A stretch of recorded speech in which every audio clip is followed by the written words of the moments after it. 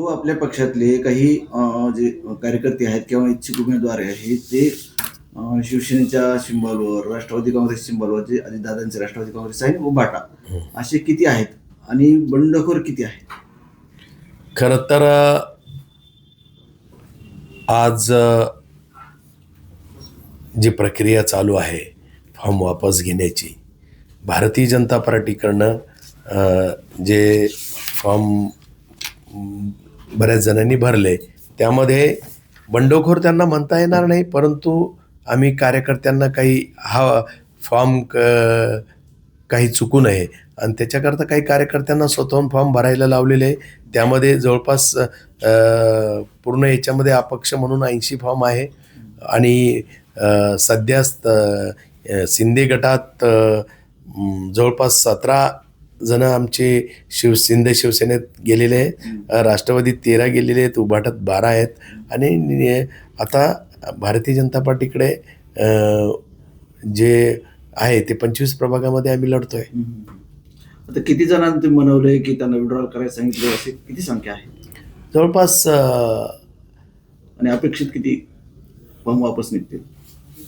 आता आमच्याकडं 70 ते 80 जणांपर्यंत अपक्ष दिसलेले आहेत. जवळपास 5% पण नाही राहणार कोणी.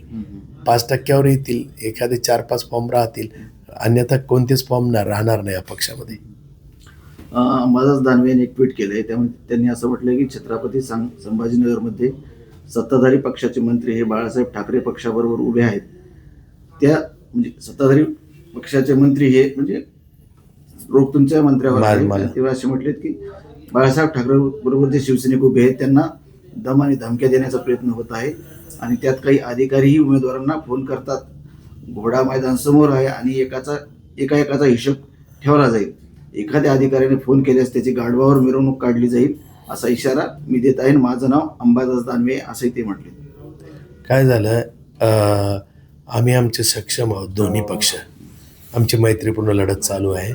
अंबादास दानवेंनी जेवढे उभे केले ना तेवढे निवडून आणावे. आमच्यात वाद लावण्याचा काही प्रयत्न करू नये. यांच्या अशा बोलण्यानं आमचे काही वाद लागतील आणि आम्ही आचारसंहिता उल्लंघन करून आम्ही काही एकमेकांच्या विरोधात बोलू, ही एवढी काही आमची आमची प्रगल्भता आहे, समजदारी आहे. आणि त्यामुळं अंबादास दानवे काय बोलताय याच्यापेक्षा त्यांचे जितके उमेदवार आहेत ते पाहावे, त्यांना कोणत्या जागेवर उमेदवार मिळाले की नाही, ते कसे मिळवता येतील ते पाहावे.